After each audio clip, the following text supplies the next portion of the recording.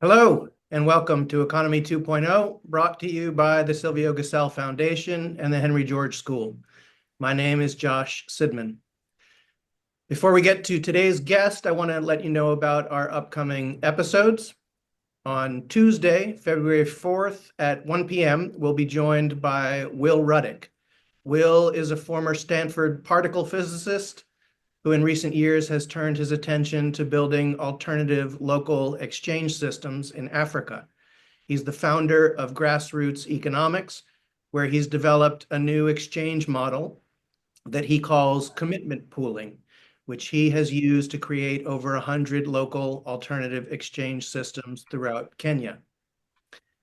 And then on Tuesday, February 18th at 6:30 p.m., we'll talk with Ed Dodson. Ed spent his career working in the financial industry, including 20 years at Fannie Mae, and he's also a longtime member of the faculty at the Henry George School. He's published many articles on political economy and history.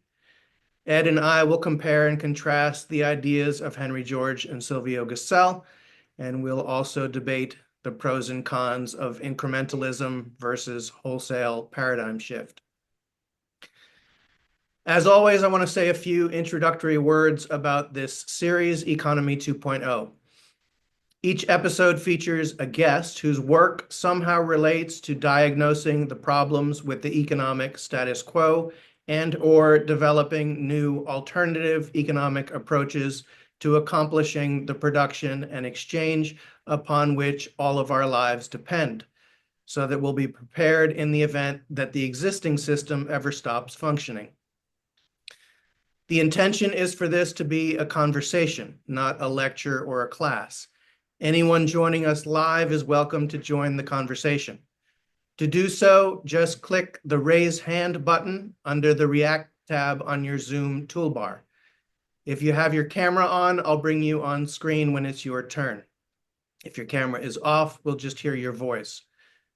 You're free to use the Zoom chat, but just keep in mind that I'm unable to monitor it while the meeting is going on and that the chat will not appear in the recorded videos.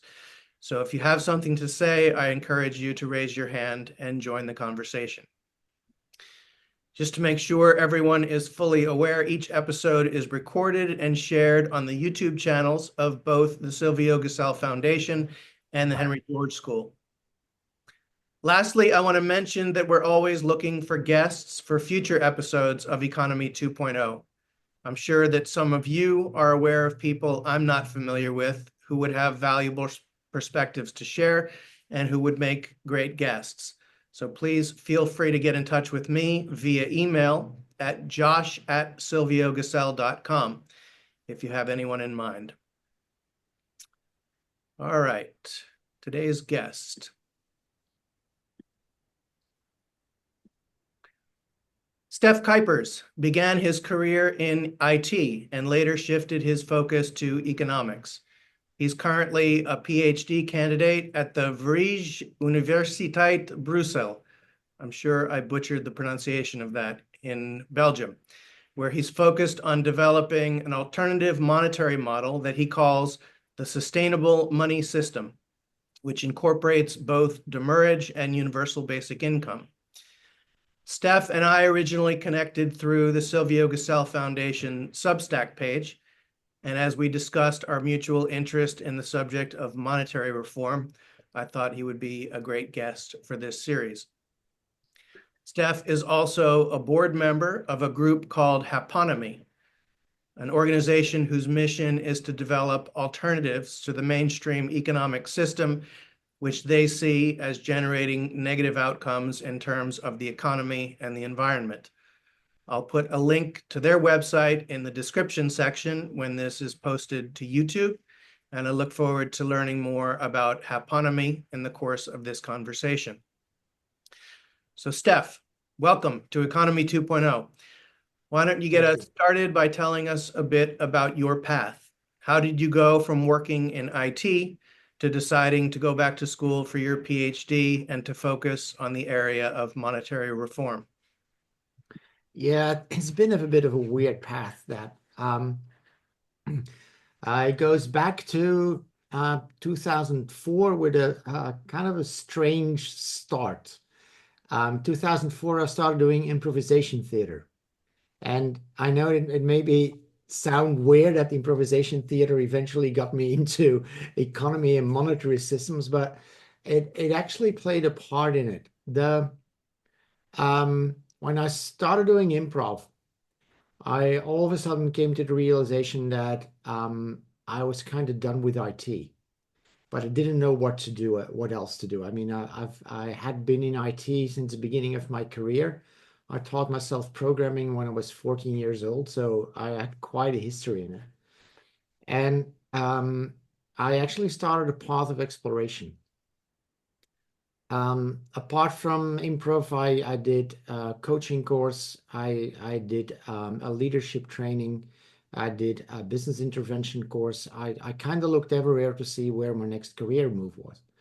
And in 2007, 2008, I took a sabbatical. And it's it's mainly the time off that started putting me on a path that would eventually lead me into the world of monetary systems.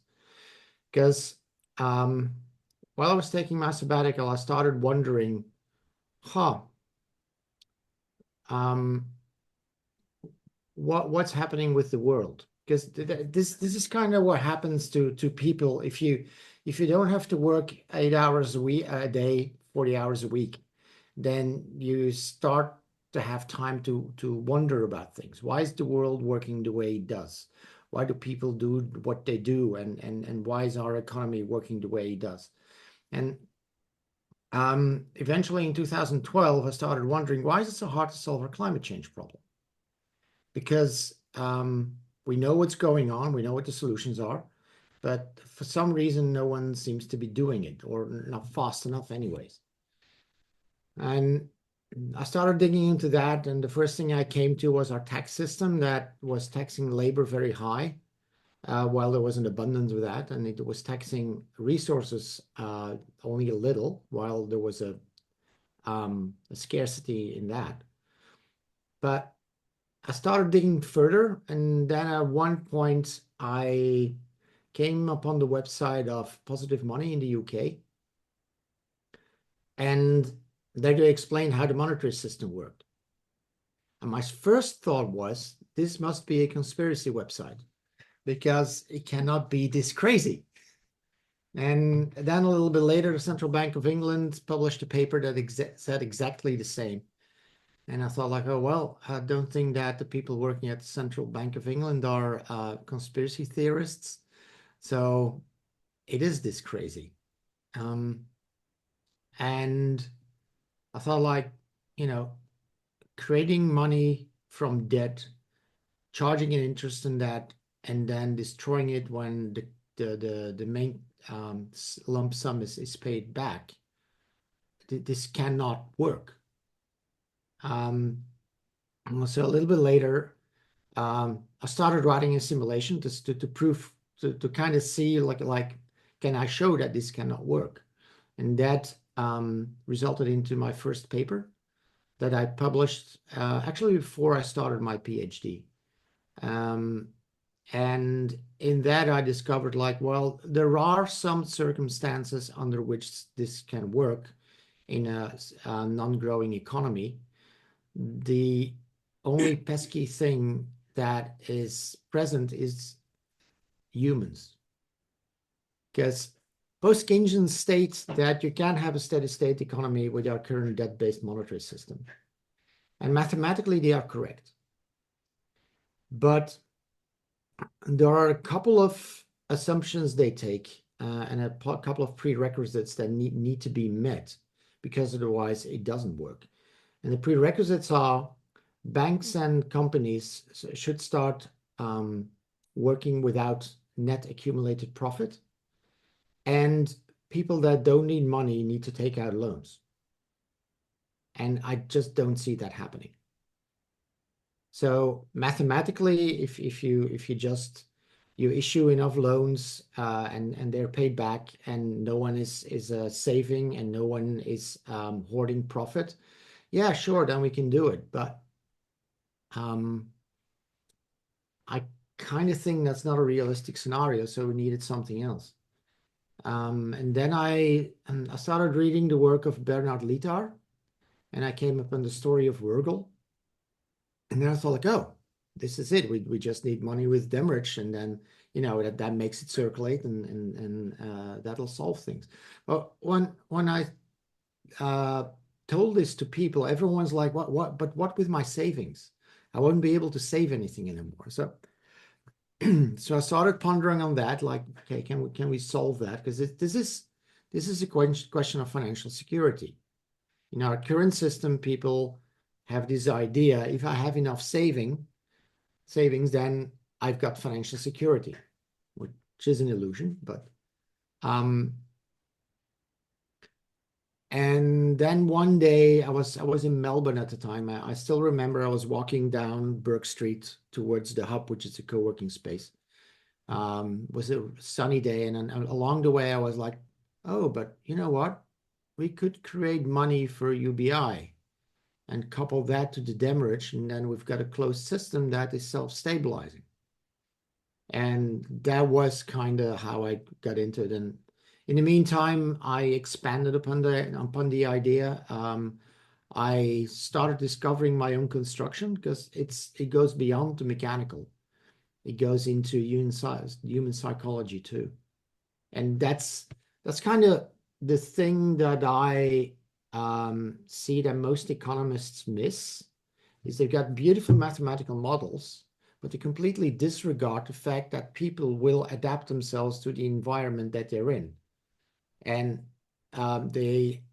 most of them have no clue about how people will change their behavior according to their environment. And I think that's a huge blind spot in teachings of economy. That's kind of my path into it in a nutshell. For the sake of any of the folks in the audience who are not familiar with demurrage, could you describe that concept in your own words? What is it? How does it work? And what is it intended to accomplish? Yeah. Well, currently, when you have a lot of money, you can make money with it. With the more you can look at demurrage as a kind of parking fee for money. So you park money on your account, then you need to pay a parking fee for it. There's no more interest, so you cannot make money with money anymore. Actually, holding on to money will cost you money. Now, this idea usually freaks people out, because then they go like, oh, but then I work hard and I've got all this money, and then it'll just evaporate through this parking fee thing. But you need to remember that it's coupled with a UBI. And the net result of that is that you've got a much stronger financial security than with savings. Because with savings, you got a pile of money, and once you use it up, it's gone. And that's why I said usually the idea of having savings is an illusion, because people will have a pile of money and then they're afraid to touch it. So they kind of constantly add to the pile, and then they die, and then they've never used any of it. But since in our economy, all money is dead, that means that for the pile of money you have on your bank account, somewhere in the world has to carry the debt. So there have to be losers if we have winners, which is, from a humane perspective, ridiculous. Why would we force people into debt just because that's needed for some people to be rich? What if we can all have enough? And if you have a constant income stream that's guaranteed for the rest of your life, that is a lot safer and gives you way more financial security than a pile of money that when you touch it, the money that you spend is gone. So demurrage is basically a parking fee. There's a couple of I read Sylvia Gesell's work, And the statement he made about demurrage was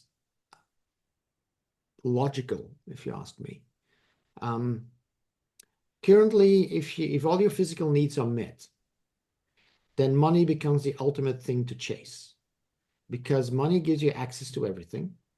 Uh, Money doesn't rot, the current type of money. It doesn't rot. It doesn't need maintenance. It doesn't wear down. Well, you could say that inflation wears it down, but if you've got enough money, your financial markets will bring in enough extra money so that inflation actually doesn't hurt you. Inflation only hurts the middle class and below. As soon as you belong to the upper echelons, if you got 100 million or more in your bank account, then inflation doesn't matter anymore.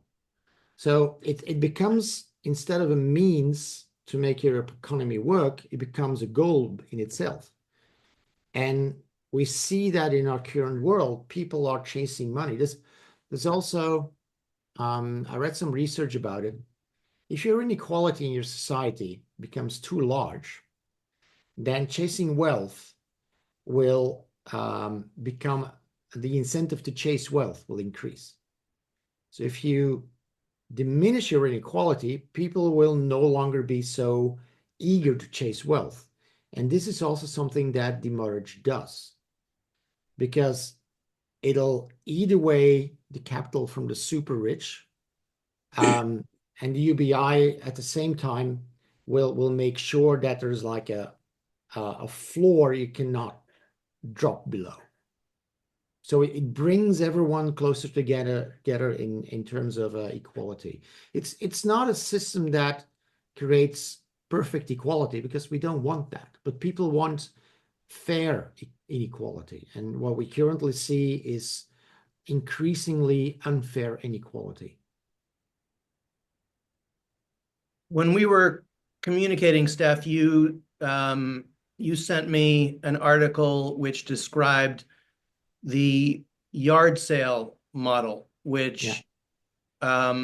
which was one perspective on trying to explain the root cause of economic inequality. I think that's Mhm. an absolutely critical starting point, because if Yeah. we don't agree, or at least understand the nature of our different perspectives on why economic inequality and economic instability exist, then it makes sense that there's no chance of us coming together on a set of solutions. Yeah. Um,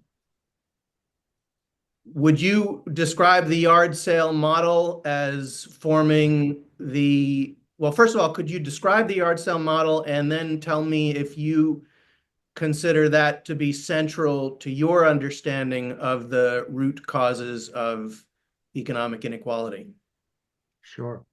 It's an article I read several years ago. I found it in Scientific American, and the title of the article was "Is Inequality Inevitable?"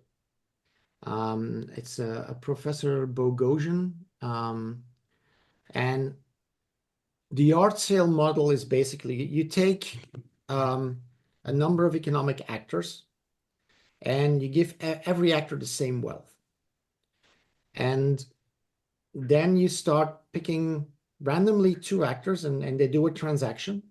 They transfer 20% of their wealth from one actor to the other. And the direction is just a coin flip, and the amount is 20% of the wealth of the poorest actor. So if one actor has 100 in wealth and the other has 1,000, then 20 will be used in the transaction. The coin flip is just random to see which direction it goes. Now, if you keep on doing that, and you start out with a thousand actors that have equal wealth, you keep on doing that, after a while, all wealth will end up with one actor. It is a systemic property of that transaction model that all wealth will propagate to an ever smaller group, and eventually only one actor will end up with all the wealth. So this is actually a system dynamic that is present in our free markets. Because every time we make a transaction, there's always a slight error. Like I might sell something to you and you pay me less or more than what it is actually worth. So when that happens, there's a transfer of wealth happening. Now, if I'm a billionaire, then and you're a baker, the size of the transaction will be according to your wealth and not to mine. Because you're not going to pay me 10 million when you've got a normal salary, and I'm not gonna pay you 10 million for a loaf of bread. So if you look in society, even when we walk the streets, we give money to a beggar, we'll give him 50 cents, a euro, maybe 2 euros. We go to a restaurant and we tip the waiter, and it will be more. So it's even in our psyche that if we give people money, we will give them money according to the wealth they already have. And we scale it up or down. Now, this paper described, they actually did, so they ran the yard sale model, and then they adapted it. And they applied all the redistributive measures that governments implement, like taxes and stuff like that. And they arrived at practically the exact same inequality that we see in real life. So there's more papers around it. They dug deeper, and they can actually see that with this model, you can simulate the real inequalities that are around the world. So this must be a system dynamic that is present in our free market.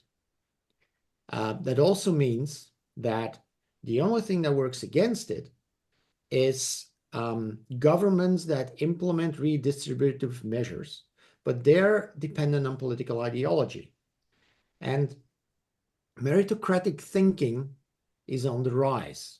America has fallen prey to it completely, but it's also here in Europe, more and more governments are into meritocratic thinking. And meritocratic thinking is the belief that if I work hard, I will succeed. And if I am poor, then it's my own fault. That's not the case. There are plenty of examples that people, and this is something that happened in Holland. It's been in the newspapers. People that had a fine of 30 euros that they were actually not able to pay immediately. Then you got, I don't know what the English word is. We call it incasso bureaus. Those agencies that you can say like, okay, that person is in debt to me. Can you chase them? A collections agency. Sorry? A collections agency. Yeah. So a collection agency will then go after the 30 euros, but of course they're charging a fee, which is added to the 30 euros. So you got people that start with a small amount of debt, and then with all the collection agency on top of that, end up with like 15,000 euros in debt. I heard a story about a woman, she had nothing, and she had one of those collection agencies ringing at her door to collect something which she did not have, and then they charge her 1,500 euros for just showing up at the door. So there's a whole bunch of mechanisms in our current economic system that need a counterforce. And this dynamic in our free market is a systemic force that pushes towards equality, and it needs a counterforce that pushes towards equality. And this is actually what the monetary system that I created does, because it constantly redistributes wealth. I'd like to stay with the yard sale model for a little bit because I think that it's really important for us to establish our basic perspectives on, like I said, the root cause of economic inequality.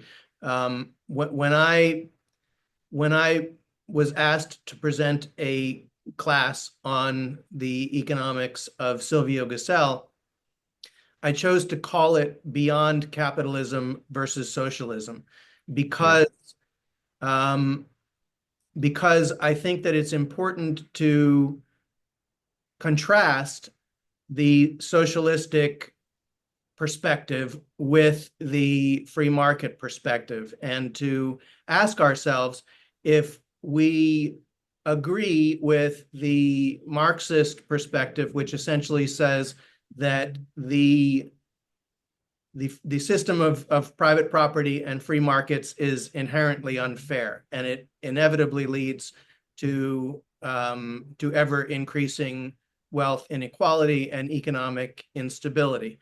And if that's the case, then obviously the idea of preserving free markets is a bad idea because free markets are the root cause of economic dysfunction.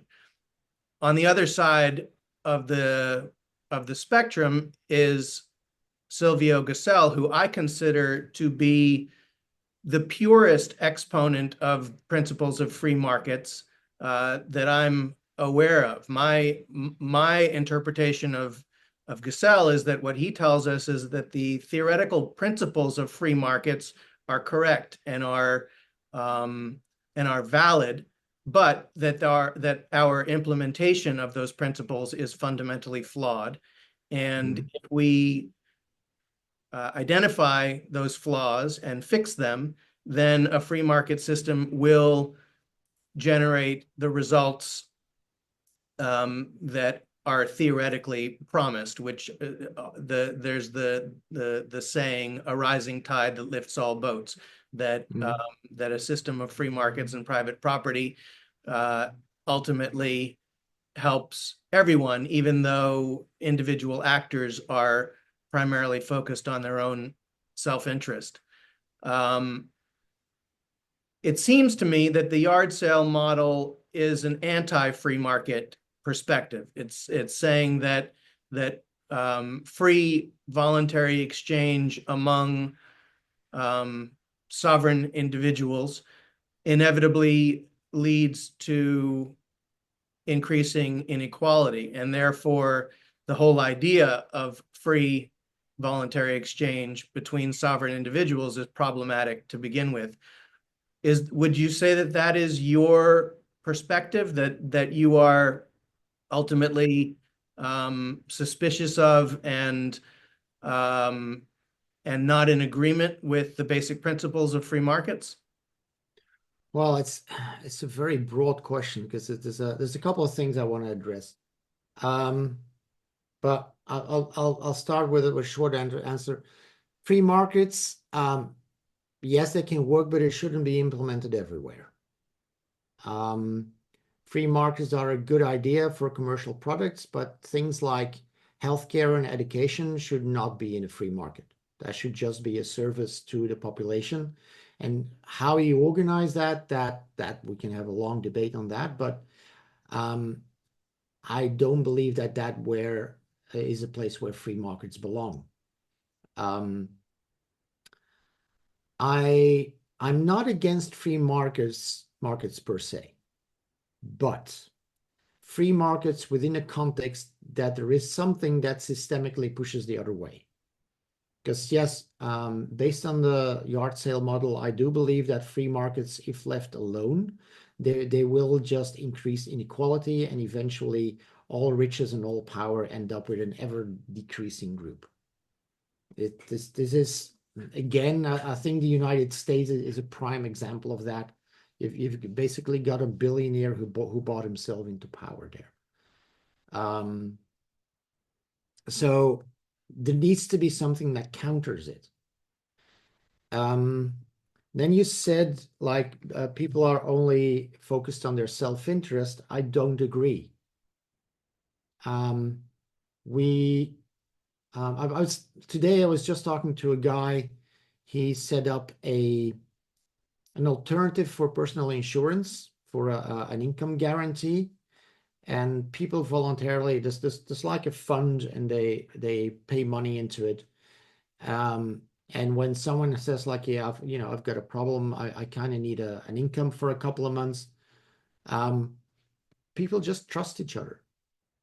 And they go like, yeah, sure, you can have some. And people don't misuse the system, because it's very often they say like, yeah, but if you give people a chance to misuse the system, they will always misuse it for their own profit and for the detriment of others. But if you look at human behavior, that's not the case. You see that behavior depending on background, usually people that have been around money a lot. And there's another research that shows that if you let people handle money afterwards, they're measurably less willing to share and less willing to help. And that behavior starts at the age of 3. That's how deeply the incentives of our current monetary system are ingrained in our behavior. As soon as people meet money, things start going wrong. Just look at inheritances. As soon as there's a large inheritance, then you can almost be sure that there will be fights among the family. Money just does something to us. It brings out the worst in us. Our current type of money. Yes, I would fully agree with that. I would not go so far as to say that that is an inevitable consequence of any form of money. The entire Gussellian perspective is based on the belief that our existing form of money is just wrongly conceived, and that it makes complete sense that what you just described takes place, given that we often refer to, in a Gussellian perspective, we often refer to money as the blood of the economic organism. Yeah. If the blood is diseased, then every cell, every organ throughout the organism will be prone to disease as well. And looking for local solutions, looking for a solution to kidney failure, looking to a solution for eczema is treating symptoms rather than root causes. And if you conclude that the root cause is the nature of money itself, then you don't necessarily reach the conclusion that free markets, properly conceived, need a corrective force on the other side in the form of government changing market outcomes. So I would say that you and I are discovering and establishing, our respective starting points for approaching these problems. We're not coming at it from quite the same place. There are some commonalities, and there are some differences. Just to make one last comment about the yard sale model, and the first thing that jumped out at me as being problematic is the idea of mistakes. You said essentially that when an exchange happens, someone is committing a mistake because they have not correctly calculated the value on one or both sides of the exchange. And that presupposes the existence of objectively measurable value, which I don't think is an accurate description of the world. That's a whole conversation in and of itself. But my view of collaborative production and exchange I'm sure you're familiar with Adam Smith's pin factory example, in which he describes the enormous power of the division of labor. That to me is where I start thinking about the free market system, where he describes a factory in which 10 people are working to make pins, and he says that he's witnessed this with his own eyes, and that he saw that the power of labor, that each of these 10 individuals working alone can only manufacture between 1 and 20 pins in a day, but working together, they can make 48,000 pins per person. So Yeah. that's not a difference of 10% or 50% or 100%. That's a difference of tens of thousands, hundreds of thousands of percents. So even if exchange had an element of objective error, the extent of that error would have to be so big to offset the overall increase in economic welfare that I'm not persuaded by the idea that there is an inherent dynamic in free exchange, which is of such great magnitude that it offsets the benefits of collaborative production and exchange. Anyway, we don't need to spend the whole day on the yard sale model. I want to get to your proposal, your sustainable money system. But we've got a couple of hands raised, so let's take a question here. Anthony Gill, if you want to turn on your camera, I will add you to the screen. Let's see. Add spotlight. Anthony, welcome. Go ahead. Thanks, Josh. Hi, Steph. I've got this window right across your face there, Steph. Okay. I was struck by the amazing parallels between your path that you described and my path. And just briefly, you're in Bruges, I'm in Melbourne. You're in IT, I was a commercial pilot. We both had a pause on life. You had a sabbatical. I had COVID-19, which grounded me for a couple of years. We differ that you're doing a PhD because I'm a little bit more reformist orientated. I'm trying to take action on these things. But we've both come to a confluence where you've looked at taxation and money, and I've come to Henry George, which is taxation and money. But here we are sharing this video now. So you touched on a couple of points that I'd like to make mention about, because I've thought about these things, and the idea of your savings. You mentioned if you have this time depreciating currency, people say, well, where do I get my savings from?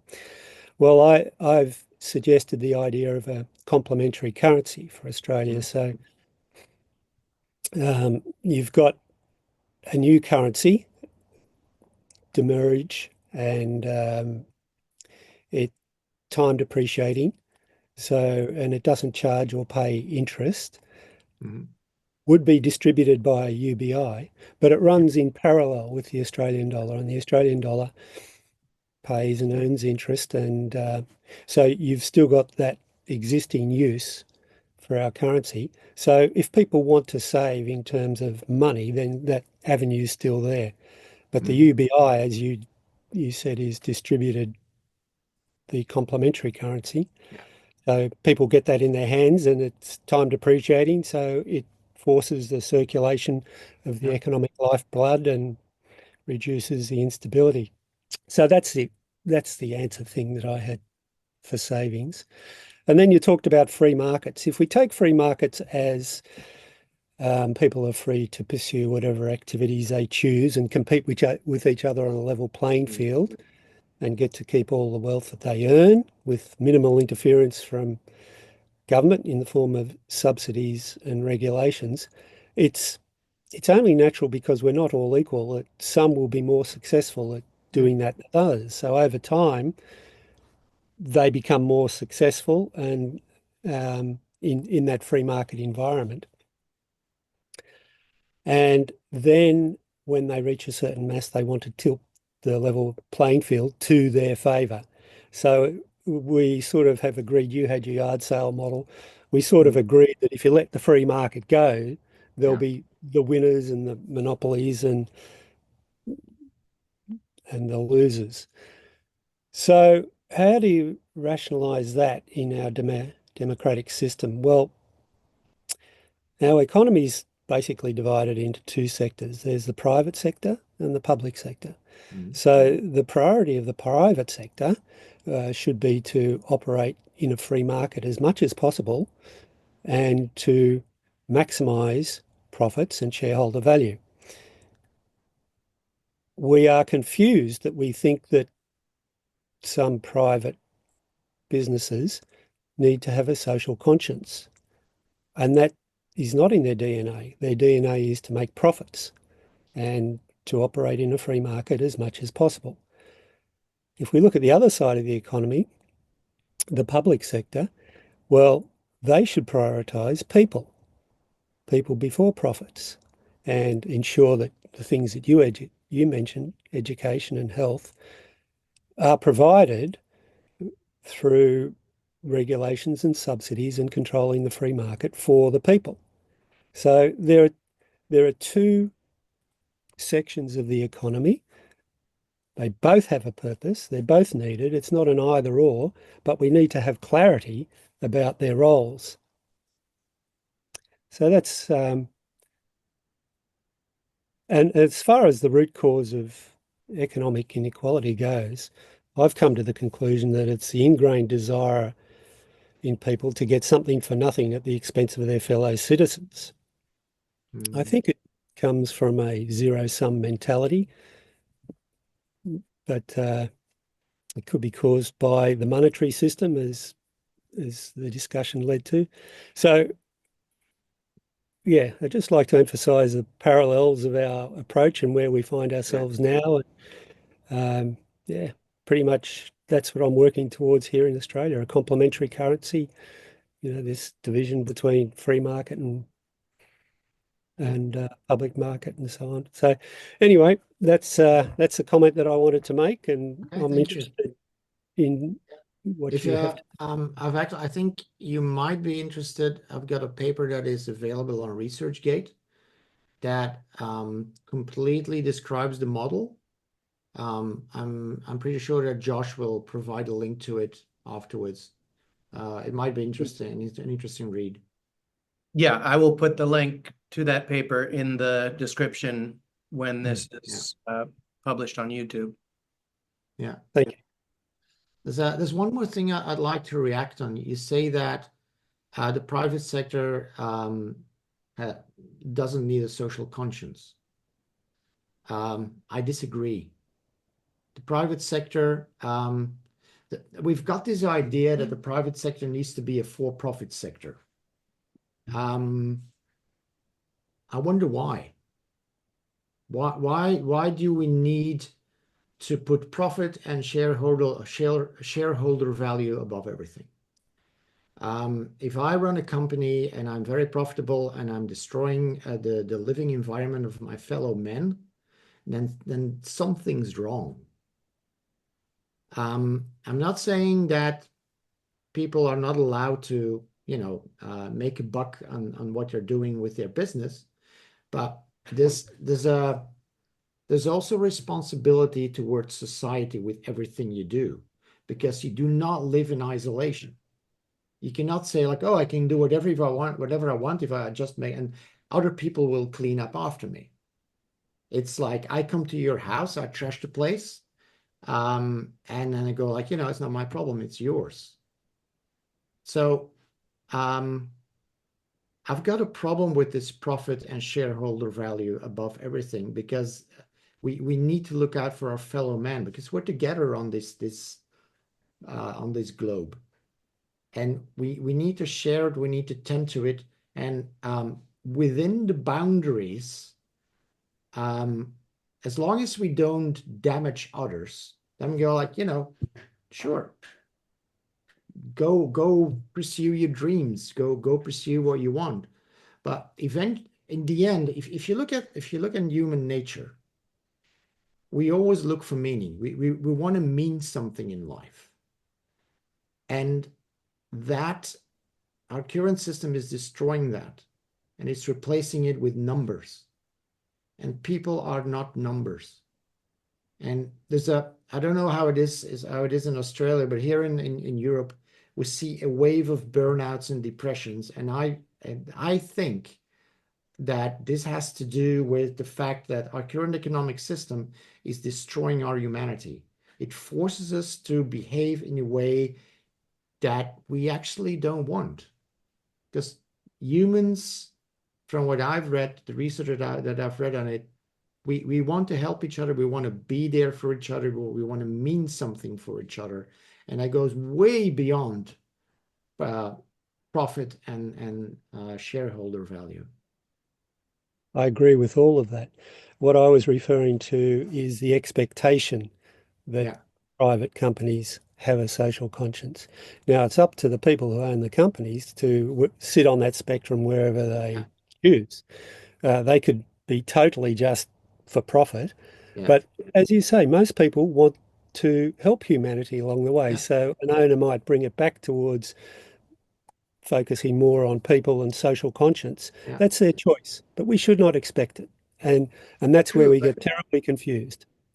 True, but it's also, if you're working within a system where your best chance of survival is to go for profit and shareholder value, then it's really hard to do the opposite.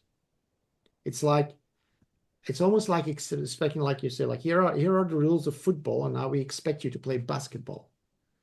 It's not going to happen.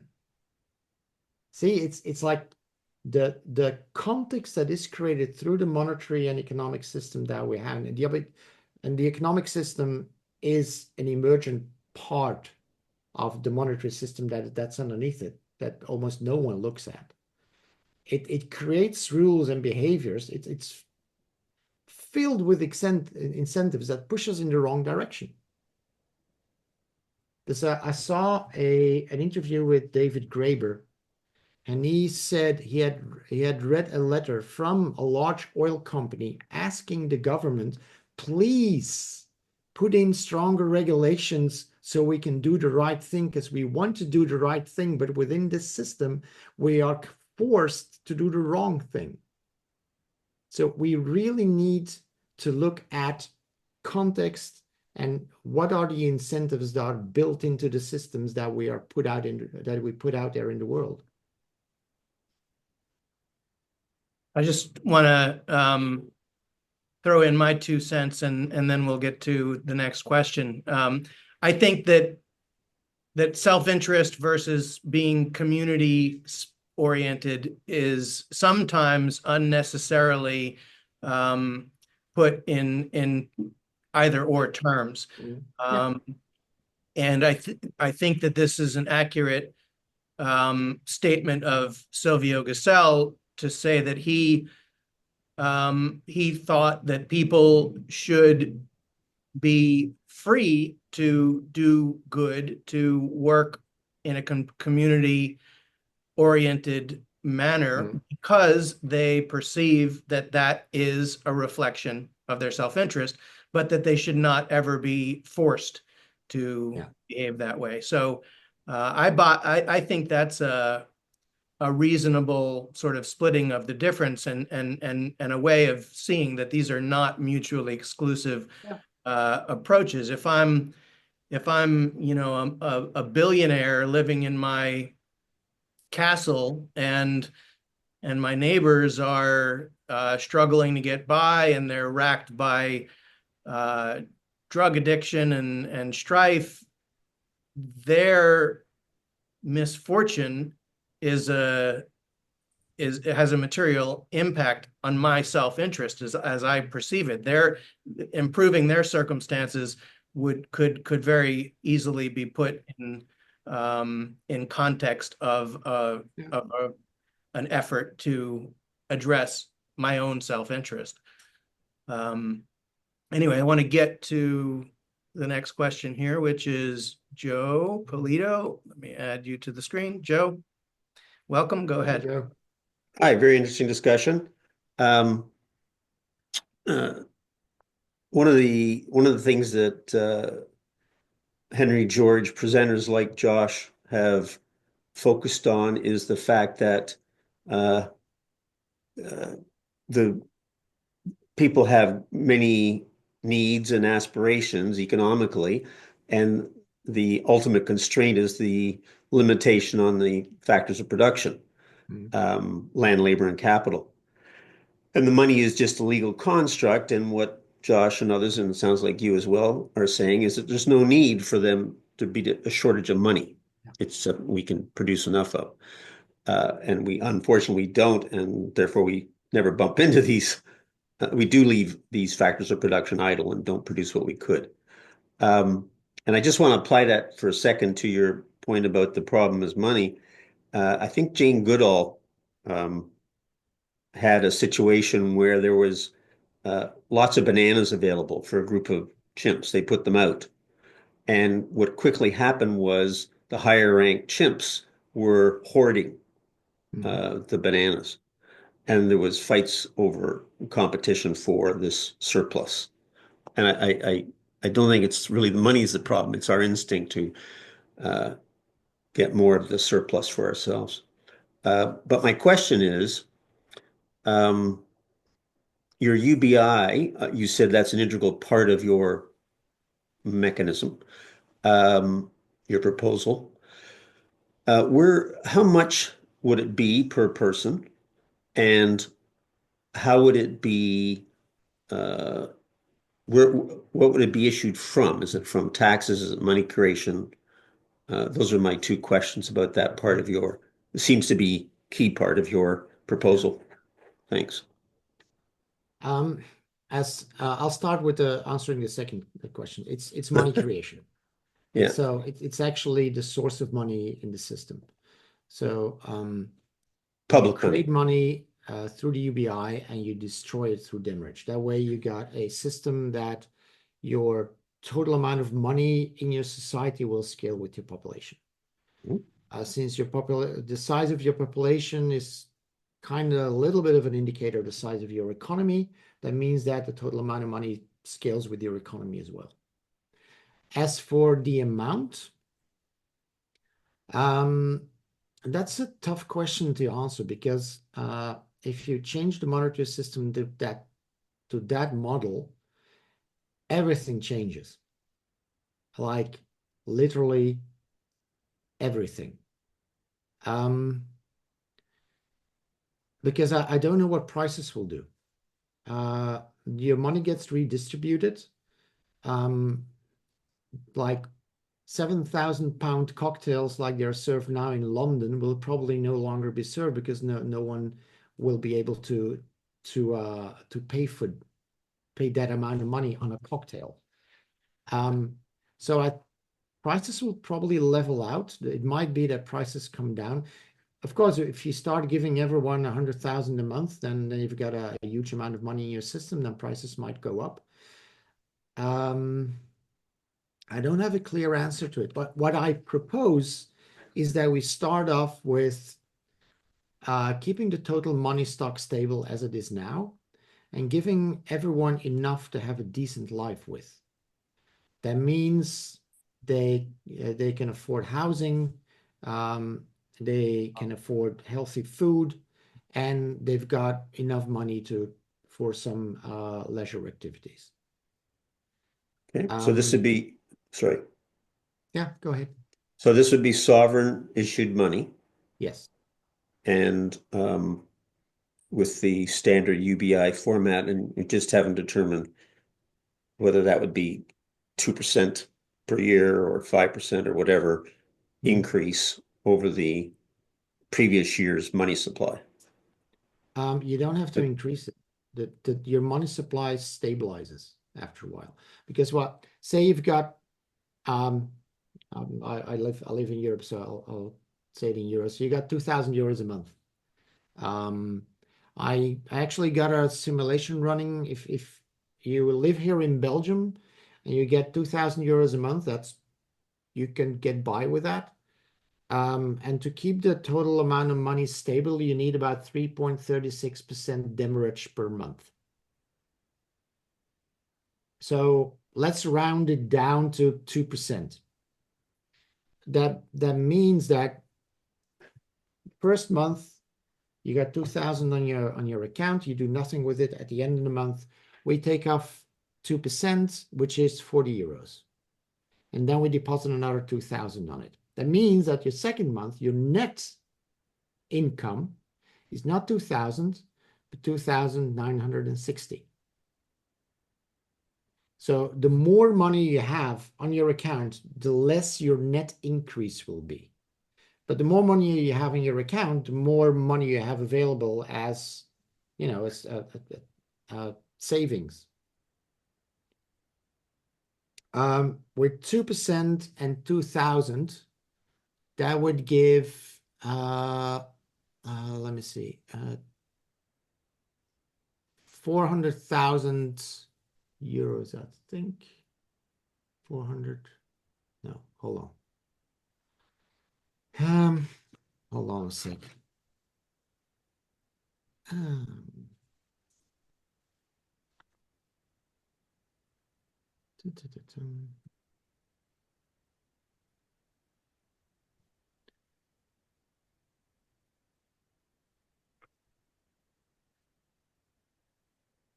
I'll just make a comment when you're looking for Yeah, that. you'd have 100,000 euros in your account if you do nothing with your account after a while. So the other thing that's happening is there's human innovation, there's productivity increases, there's things which increase productivity and therefore total wealth. How do you account for that increase in GDP, real wealth, real goods and services? Yeah. Do you account for that in your model as well, or do you expect deflation, or how would that work? Well, I think prices, what you have in our current system is that your total amount of money is constantly increasing. So you got volatility in your money stock, you got volatility in your production, and you got volatility in your prices. What the system would do is it would lock in your money stock. That doesn't mean that your prices can't vary, because then it'll depend on how high your production is, and your prices and your will adapt to the production in relation to the total amount of money in your system. So prices can go up, can go down. You can have a little bit of inflation, a little bit of deflation. It'll fluctuate depending on how high your productivity is. But in contrast to our current system, when you have deflation, there is not a problem. There's no problem with deflation in this monetary system. Prices go down. People will not start holding on to their money because all of a sudden they can buy more with less. Because if they hold on to the money, then it'll evaporate through demurrage.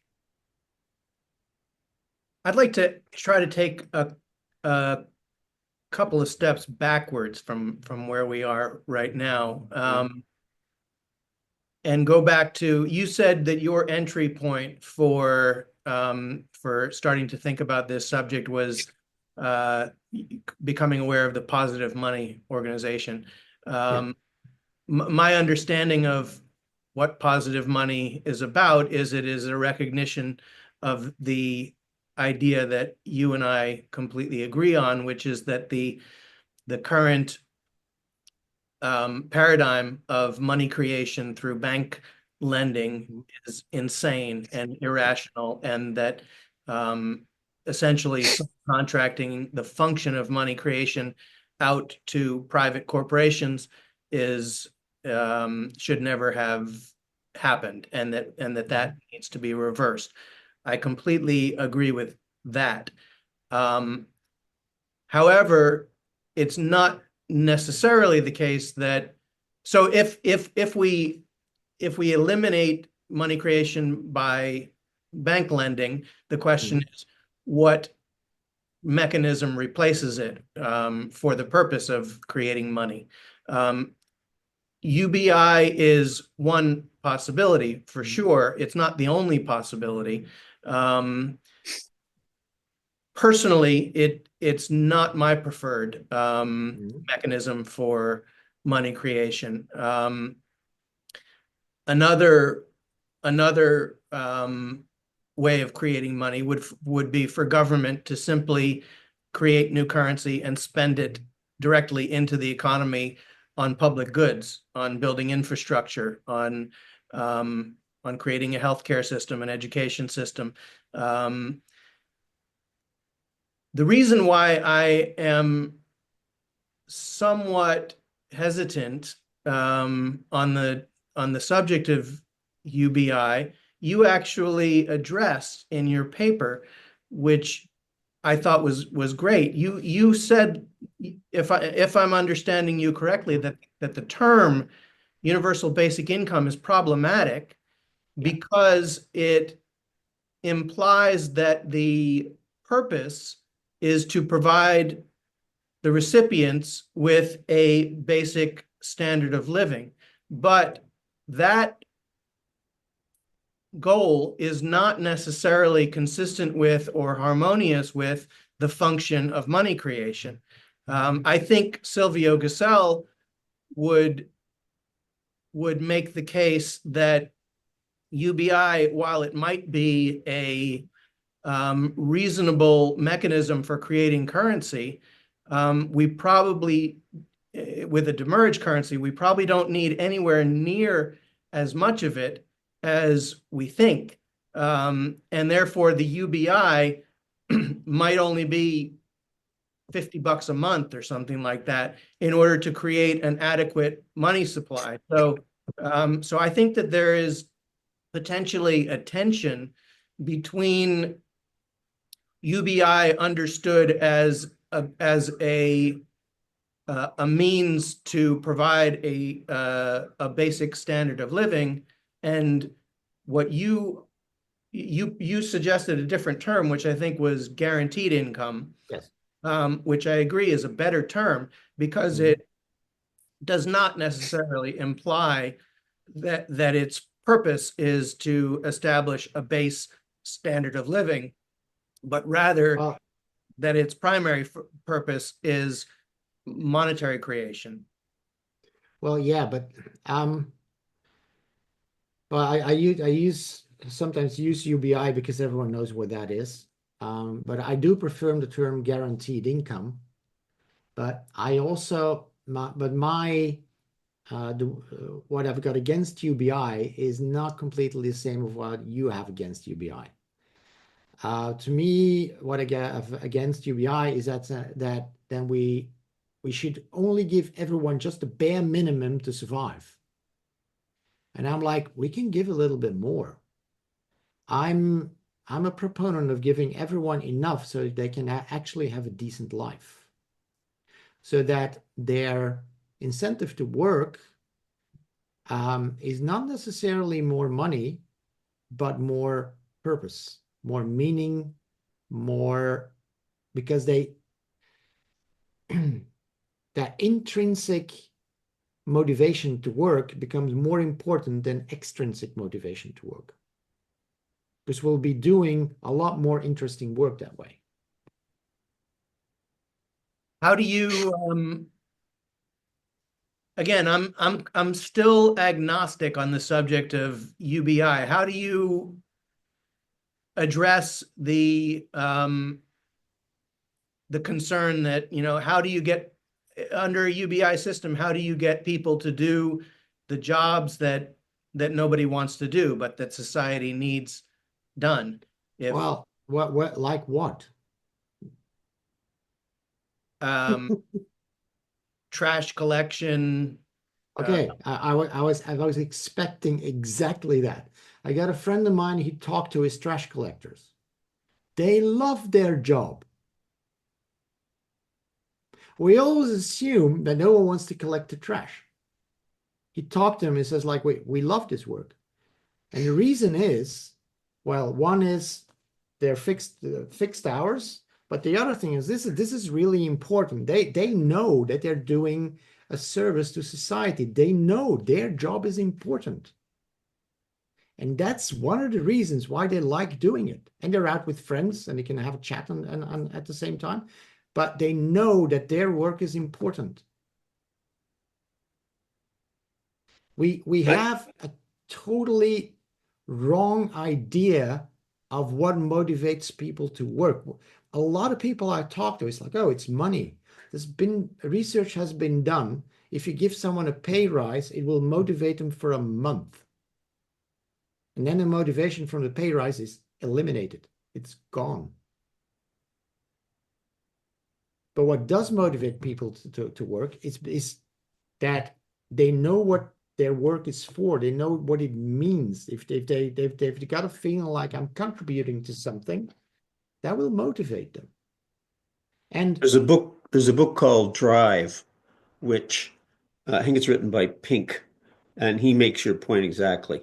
yeah, He says the three drives or motivations that are more important than money are mastery, autonomy, and purpose. yes. And we've created an economic system where it's all about the money.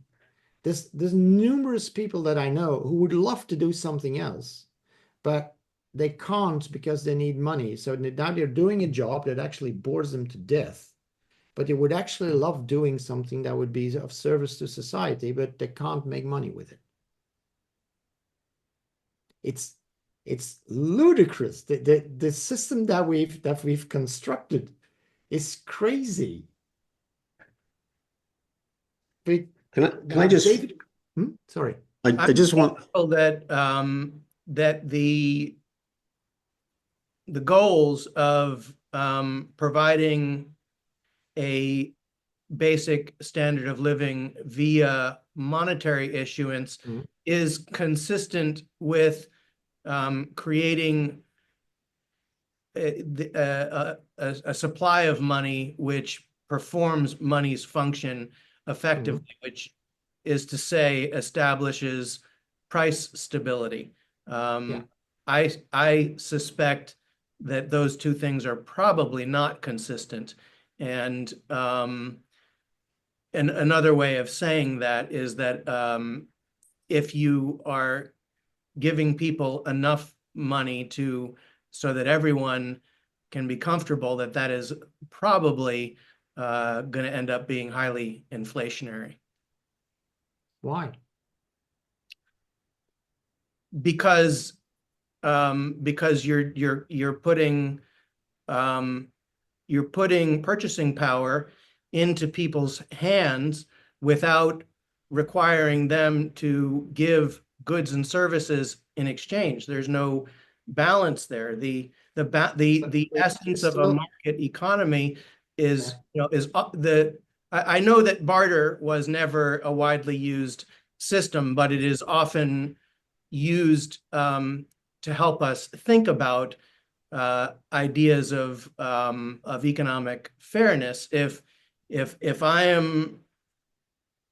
I'm using the sweat of my brow to produce eggs and you're using the sweat of your brow to produce milk, and we decide on a ratio of exchange that we're both okay with, then there is balance because the purchasing power is equal to the goods and services that exist to be purchased. And I feel that severing that balance, that the Say's law is the economic term for saying that purchasing power and purchasing capacity in a market economy will be in balance. And my concern is that by asking the mechanism of money creation to perform two very different functions, that you would likely end up with a system that is not balanced. Well, your assumption is that everyone thinks transactionally, which is not the case. Say I use the sweat of my brow to produce eggs and you need eggs and I have no financial problems. Here are your eggs. I'll just give them to you. It is okay. We underestimate the value of volunteer work. People that just do work not for money, but just because they want to help people. They've calculated it in Holland. It's 200 and the worth of the volunteer work. So this is work that no one is being paid for. Is 250 billion euros per year. We are living in, like I said, we are living in the context of a transactionary system where more and more things become commodities. This goes against our human nature. Money should be a safety, a safe net. What my prediction is, if you move towards a system that everyone has enough money to be financially secure and makes sure that inequality goes down, money will become less important and people will use money less. And they will be more willing to just give things away, because if the sweat of my brow is done with passion and I enjoy doing that, then I want to share the fruits of it. But it's a concept that sounds alien while it is core of our human nature. We have not become the most dominant species on the planet because we are hyper competitive. We have become the dominant species of the planet because we are hyper cooperative.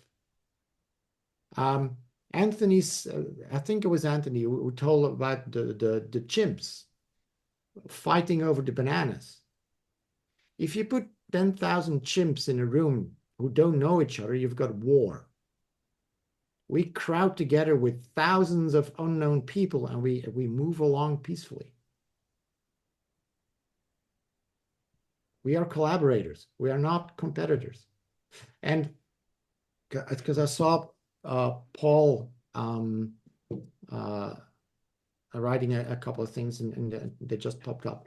I've developed a game. I've developed 2 games. And there's 2 layers to it. There's the game layer and there's the monetary layer. And one game is a simple card game. In the beginning of the game, you get an envelope. There's cards in there. There might be money in it. There might be a lot of money in it. And then you need to start trading. You need to buy and sell cards from each other.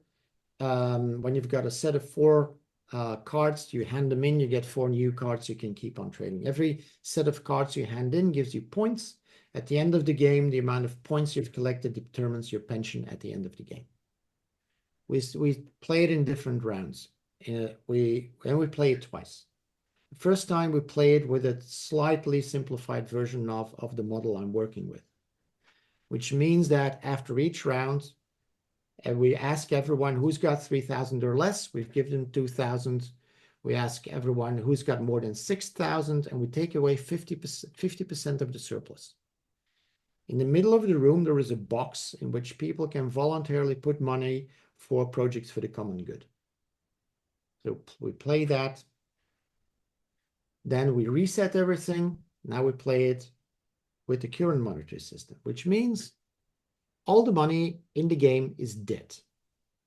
So we let everyone draw 3 tokens from a bag, and that's your starting debt.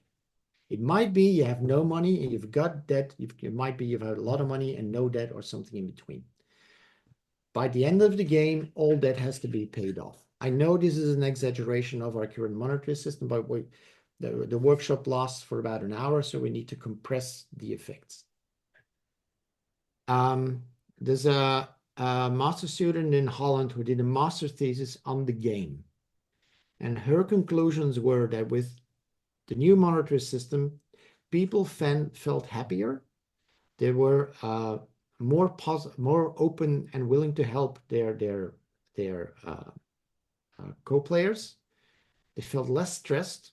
At the end of the game, practically everyone had a decent pension. Some had a luxury pension. We collected a decent amount of money for projects for the common good. With the current monetary system, people felt stressed. They were focused on themselves. They were began to become hyper competitive, and they felt miserable. And we collected practically nothing for projects for the common good. People even gave back. And this were workshop that I actively facilitated. They were like, we didn't even see the box anymore. We were so occupied with paying off our debt that we could not see anything else. This is what our current monetary system, it is a psychological nightmare that we've created. It's not about the numbers. It's about the human psychology within the system. It's detrimental. Well, I absolutely agree that our consciousness is shaped by the economic forces that we're subject to, and most of the time in ways that we are unaware of and have never thought about, and that different economic circumstances would result in different human consciousness and different human behavior. So I'm very sympathetic to that orientation. I also love the idea of games as a as a teaching tool and also as a research tool. I've heard that idea come up in many different quarters, including my own mother. My mother, I talked to her about Gestalt and the work that I do with this stuff, and she always says, "Well, I don't understand it, but it sounds good." But she suggested the idea of a game. She's like, everybody plays Monopoly as a kid, and Monopoly shapes it. Monopoly is one of, our formative cultural experiences. So what if a game existed that served that purpose for instead of developing a consciousness built on private property and scarcity, programmed us with better, more wholesome, more community-oriented conditioning.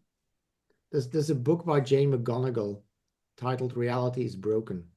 And in it, she gives a definition of a game. And she says, you've got a game when you have a set of rules, a goal, a feedback system, and voluntary participation. If you look at that, we play a lot of games in our life. Almost everything we do is a game. We just don't realize it. So the entire economy is a game. I also, because I kind of want to come back to a remark that was said earlier about production, our production capacity. We currently do not live in a consumption society. We don't. We live in a production society which has gone overboard, and they're using commercials to make us buy more. I mean, if you look at the quality of products that we produce today, if you look at the tons and tons and tons and tons of garbage, it's ludicrous. If the economy was really about managing scarce resources and divide that among as many people as possible, then we would start producing goods that last, that are repairable, that use less resources. I mean, fast fashion is putting tons and tons of new clothes on dump sites in the desert. It's ridiculous. Well, I think most people who have thought about this stuff would agree that a measure such as GDP is an absurd way to analyze our economic lives, because from the point of view of GDP, a carton of cigarettes and a guitar lesson have equal economic value, and obviously they don't have equal human value. Yeah, indeed. Yeah. So we could actually drastically reduce our output and still have a great life. There's also the thing that there was also on a remark you gave earlier, like, you know, the sweat of my brow thing. They interviewed people from hunter-gatherer tribes. And there's one story that really stood out. So you got a bunch of people that go hunting, and in the evening they bring back prey and they feed the entire village.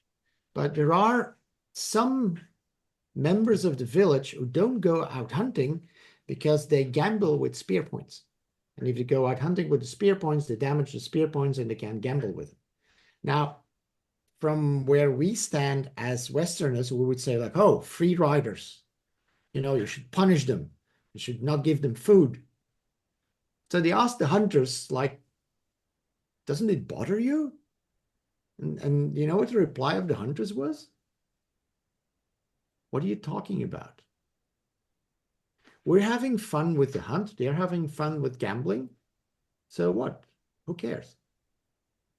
We're all having a good life. And yeah, of course, we're going to share what we bring in. And then we can have a chat with them and they share their stories and we have a good time together and everything's great. But we've lost that. We've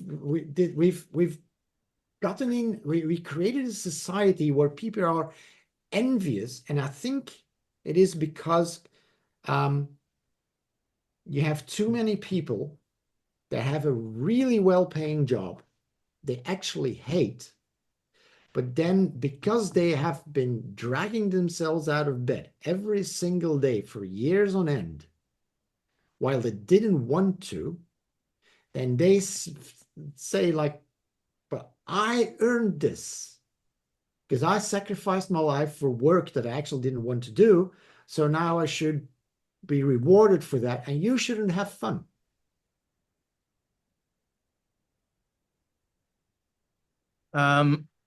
Anthony Gill, do you have your hand raised? Do you want to join us again? I'm loving where this conversation's going, and I'm conscious that you're probably running out of time, so I'll keep it short. But just underneath this conversation is our humanity, and it's sort of bubbling forth. You can see it, particularly in the comments, when Paul says that perhaps money is an Archeon device to separate us from our divine spark. And I think that's it. Our present use of money does oppress our humanity. And Fernanda, I love volunteering in the local park and picking up trash. Well, I do the same thing. So we've got this humanity that's just waiting to be unlocked. And our present use of money is suppressing it. And what we're talking about with the UBI, and my preferred term is citizens' dividend, because it's a dividend paid to citizens from the wealth of the society, it is the way, I think, to use our money in a new way, to unlock our humanity. We talked about how much should it pay. Well, I've looked at the Australian example under the after the reforms of Henry George. So we introduce a broad-based land value and resources rent tax and take the tax off income. If we did that in Australia and paid a UBI of $1,000 or $1,500 a fortnight to every Australian citizen, we could do that quite comfortably with a 10% of GDP deficit every year. So spending a little bit more than what we're getting in. For historical comparisons, prior to COVID, our largest deficit spending was 4 to 5%. During COVID, with the stimulus, we were spending 10% of GDP more than what we brought in. Yeah. In my view, if it's done correctly with certain guidelines, it will not be inflationary at all at 10%. And we don't need more than 10%. And that would be created through monetary money techniques. In other words, creating the money. But that's all we need to do, and there'll be no inflationary impact whatsoever, in my view. So we can have definitely a citizen's dividend there. My citizens' dividend, although we tend to think of it as being granted unconditionally, my citizens' dividend in my ideal world would have conditions that the recipients of the citizens' dividend would have to contribute back to society in some way. And we talked about that.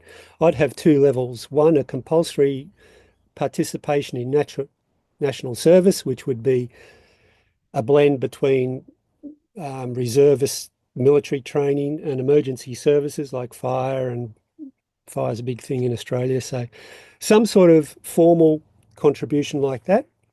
And then there'd be a discretionary component where people would contribute to society and according to their means and ability.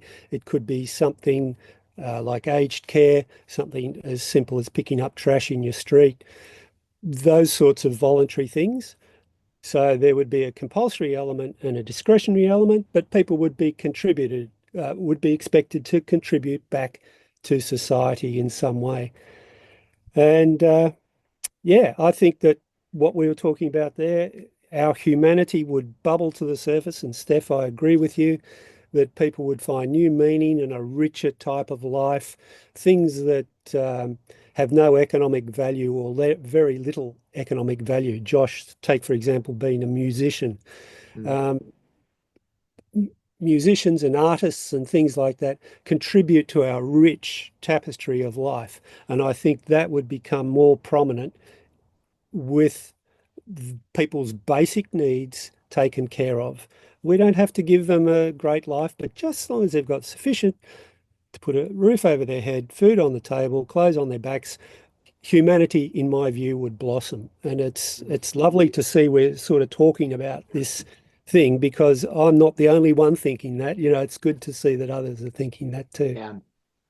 Yeah. I'm also glad I'm not the only one. I do want to say something about, for me, the unconditional part is very important. Because who are we to say when someone contributes something to society? I'll give a simple example. Imagine you've got someone, and the only thing he does is goes visit friends and hangs out with them and has chats, and nothing more. Then we could say like, oh, he's not contributing to society, but he's contributing to the social fabric of his friends. He gives them support, the psychological support. That means they don't need to go to a psychiatrist or a psychologist and pay a fee, because they've got friends that hang out with them. So I've once had a conversation with a friend of mine, and we were determining, when is someone completely useless? And we even came to the point that someone who's lying in a coma still contributes to society, because friends and family members can come there and chat to that person, and it can actually be psychologically healthy for them to just talk to someone who doesn't even respond. So for me, the unconditional part has to be there, because otherwise we're giving someone power to decide what is value and what is not. And we cannot do that. That's also why I believe that money creation through a UBI is the better system, because you do not put the power in the hands of people to determine where the money should go, because it's bound to go. That's also my criticism on MMT. MMT is, if you look at it from a technical point of view, yeah, sure, it works. But you have to look at it from a human psychology point of view. It is dependent on political ideology. If those in power think that all the money should go into the military, then money will only be created for the military.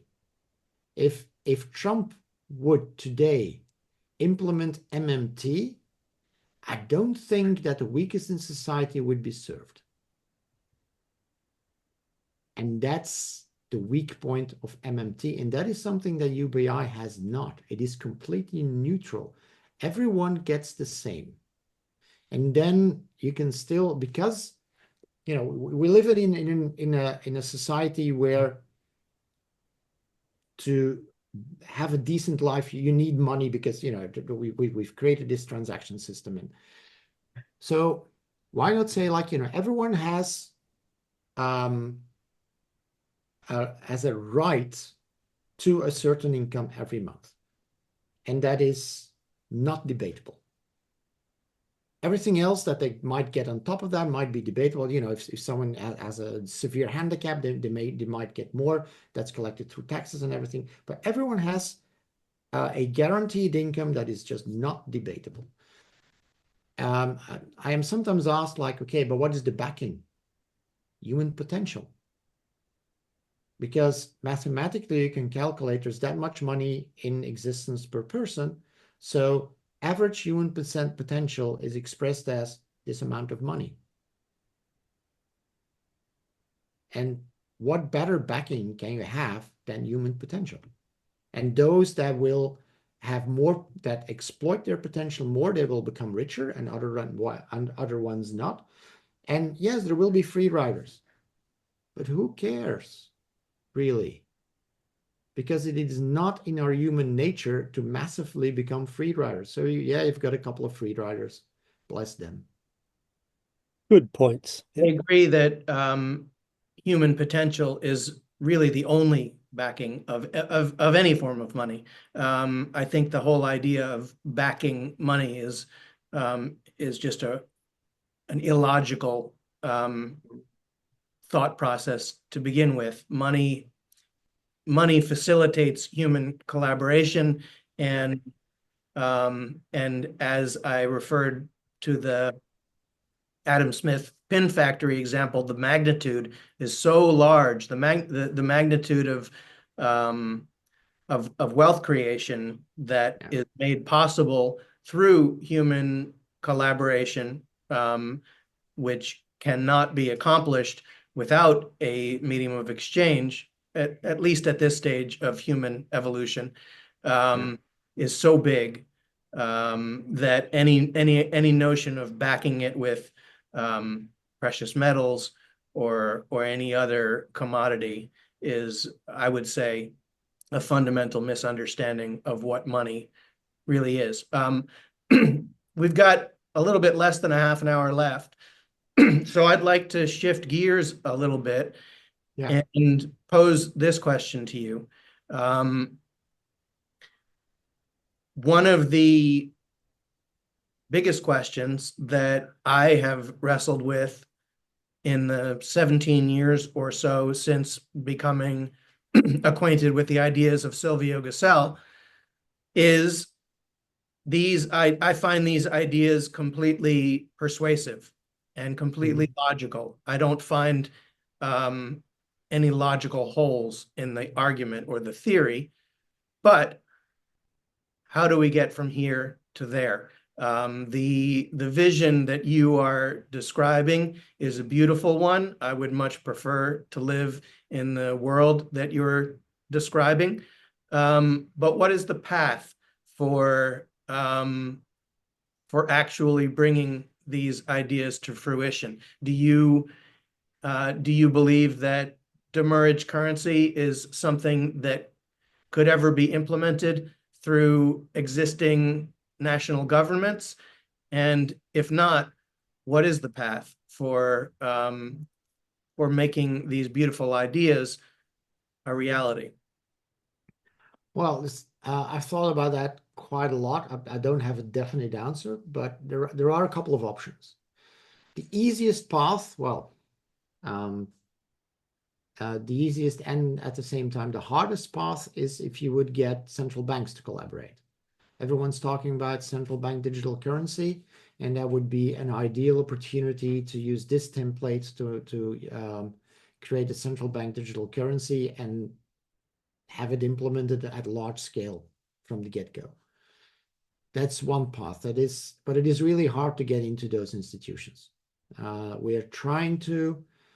Currently we've got like one toe in, maybe with the National Bank of Belgium. We'll see. We did do a workshop with the Ministry of Finance of our previous government, and apparently they're still talking about it. So that's good. It's, planting seeds everywhere. So that's one option. The second option is making enough people aware that something like this is possible. I always say everything's impossible until it's done. If you look at history, there were plenty of cases that were once thought to be impossible, and yet they happened. 40-hour week, paid vacation, right to strike, women's voting rights, gay marriage, the list goes on. So is it possible? Yeah, of course it's possible. Will it happen? I don't know. But if we make enough people aware, if we make enough people see that if we create a movement that's large enough that demands this, then yeah, then we can make it happen. We can start making it happen by creating our own complementary currency and just start using it. And if it expands to a size that it cannot be stopped anymore, then we can just talk to governments and say, like, you know what? You can join us. I currently have a simulation running with the real numbers from Belgium with GDP, pensions, all the government expenses. And I can prove that the entire Belgian economy can run on this system, and all our tax deficits are history. Because you can implement a tax system that is also demurrage based, and that means that you can cover your expenses guaranteed. In the same simulation, if I use the income tax from that we use today, we always have a deficit. So it is mathematically provable that an economy can run on it. And then we just need to see, I believe the best strategy is to keep trying getting into the top institutions, and at the same time making the people aware that this is possible and starting grassroots projects. You can start locally, a local complementary currency based on this, and say, like, we'll just create mixed prices. I've even thought about a low threshold adoption scheme, which you say, like, okay, everyone can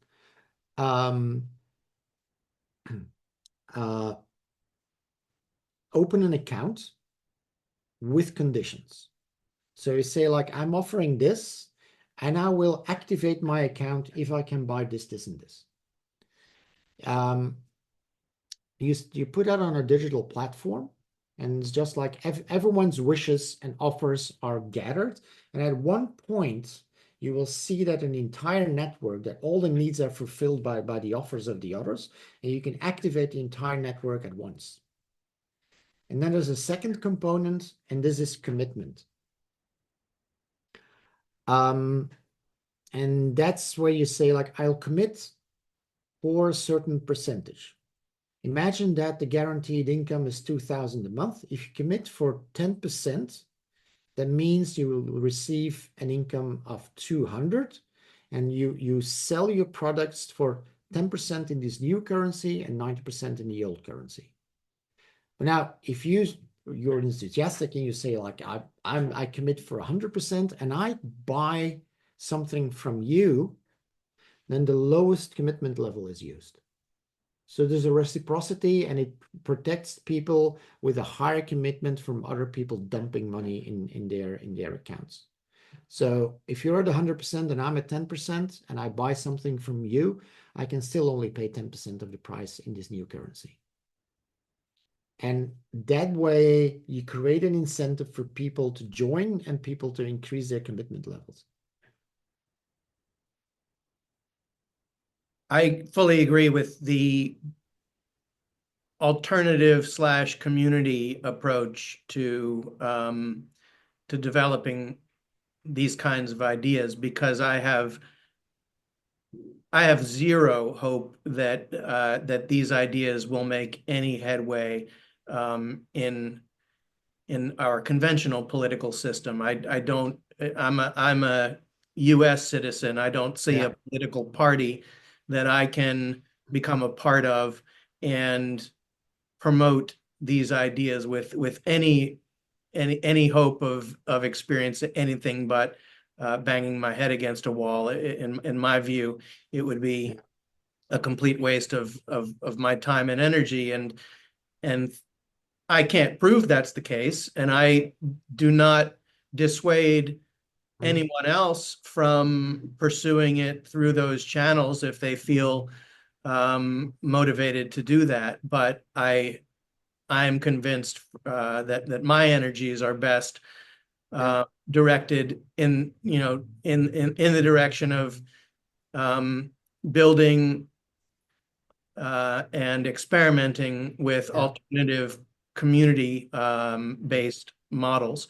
So given that we're again down to less than 20 minutes, maybe you could tell us a bit about Happonomy. What is Happonomy? What do you do in Happonomy?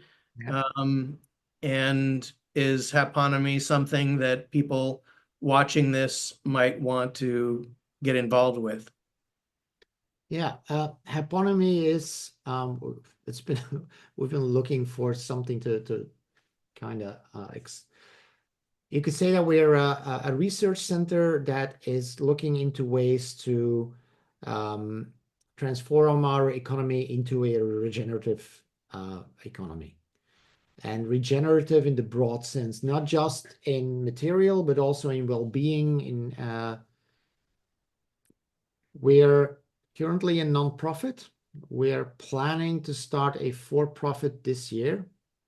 We offer a couple of services. The workshop is one. We've got an online platform called TribeForce, which is a skill management system that goes beyond the regular skill management system, because you can not only say what you're good at, you can also say whether you still like doing it. And then you can say whether you can teach to someone else. That way you can create groups that you say, okay, we've got someone here who's really good at something. They hate it by now. We've got something here who wants to learn it. We'll put them together. Then that person can teach that person how to do it, and they can start doing something else. The platform's called TribeForce. I see Paul asking for the URL. I don't know it by heart. It's somewhere on our website, I guess. Otherwise, send us an email. We've got a couple of business models. All our models are open source. You can just download them from the site. Also, we implement different business models. For example, the TribeForce thing, it's a subscription, but if we see that you don't use your subscription for 3 months, we'll send you an email and tell you, like, we stopped charging you. We've seen that you haven't been using our software anymore. Are you still using it? Is something that we can do for you, and otherwise you stop paying. Because we do want to put our money where our mouth is. So we want to act the way that we want to walk the way we preach. We've got a value canvas that might be interesting for some people. That's downloadable from the website.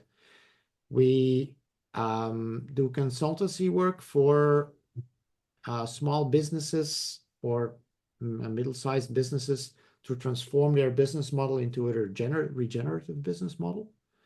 And we do, so that's our within system work. And then we do our outside, our new system work. I'm mainly involved with that. I do everything that's money within Happonomy. I've got a little bit of a side project, which is about election systems. A couple of days ago, I gave a TEDx talk about that. It'll be coming online. We also need to change our voting system because our one vote per person for one party or candidate is flawed. I'd say look into ranked voting system and the Schultz single transferable vote, and you'll see that we get way better, more democratic outcomes. And at least we can also say what we do not want. Also for the US, that would mean that presidential candidates that are now independent and never stand a chance actually would be part of the race.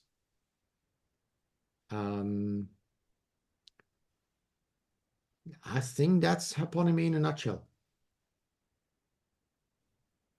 So given that this program is brought to to you all by the Henry George School and the Silvio Gesell Foundation. One thing that both organizations have in common, and that, Steph, we have not yet touched on at all, is the question of land. Do you engage with that side of the Gessellian / Georgist critique of the existing economic order?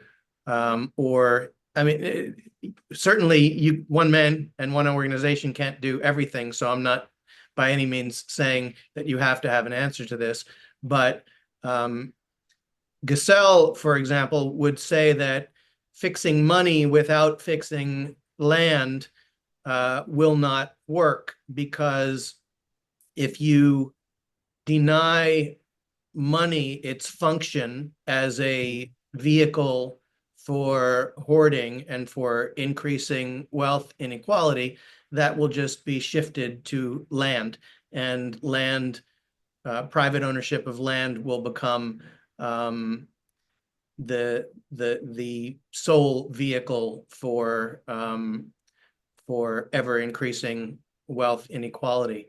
So is that a part of the picture that you engage with in your work at all? Well, this is a question that people ask me quite often, actually. It's like, yeah, but if you're gonna put demurrage money, then people will just buy up land and buildings and everything. And they go like, yeah, but your land needs to be managed. Well, actually, there's two answers to this question. One, the monetary system is not a solution for everything. You've got layers on top of that. Your laws, so your legal system and everything stacks on top of your monetary system to solve problems that the monetary system cannot solve. But if you've got land and people need to work on that land for you to actually have an income from that land, then they need to be willing to do that. And if people have financial security, then they might just say like, you know what? I don't want to work for you because you don't treat us right. I don't want to work for you because you're doing things that I don't like. So it might, I'm not saying it will, but there is definitely a possibility that the problem might solve itself. Because as Gesell said, money is the only thing that doesn't rot and doesn't need maintenance and doesn't wear. Everything else does. So if you're gonna own a lot of stuff that rots, wears, or needs maintenance, then you're gonna need to start putting a lot of effort to do that, and you need to find people willing to do that for you.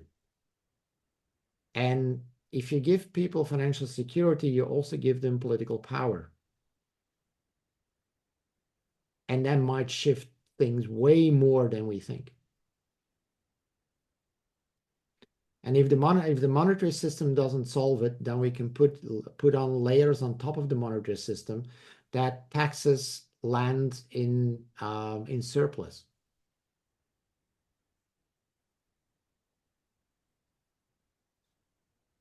All right.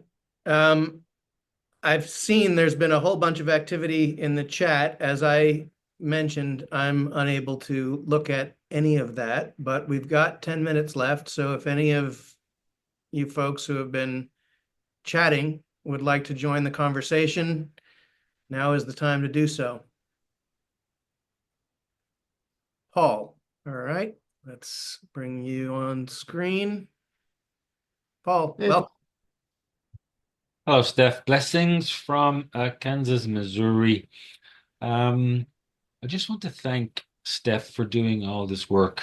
I met him a couple of years ago and has inspired a small group of us to create something here in Missouri, and then to follow that on by co-creating something in Europe and hopefully in Africa and the Far East. So we can't wait to get our hands on our first grants and to have Steph and Bruno over here in this sacred place to share with us the teaching. So it's mainly just a thank you. And thank you, Josh, for having Stef on the program today. Many, many thanks. Thank you. Thank you, Paul. All right. Anyone else? Going once, going twice. All right. Well, Stef, thank you. It's been a pleasure talking with you. It's an inspiring vision that you're describing. Thank you. I hope that this will just be the beginning of channels of communication between myself and you, between hopefully members of the audience and you as well. And I wish you the best of luck in everything that you're working on. It's an ambitious program. Thank you. And thank you for having me here, and to everyone who joined in. Thank you for listening. It really means a lot. All right. The thing is, this can only work if we can spread the word, and it can only work if people have conversations about this. So thank you all. Absolutely. That's what we're here for. So thank you. We'll see you all next time. Okay, thanks. Bye. Thank you so much for hosting.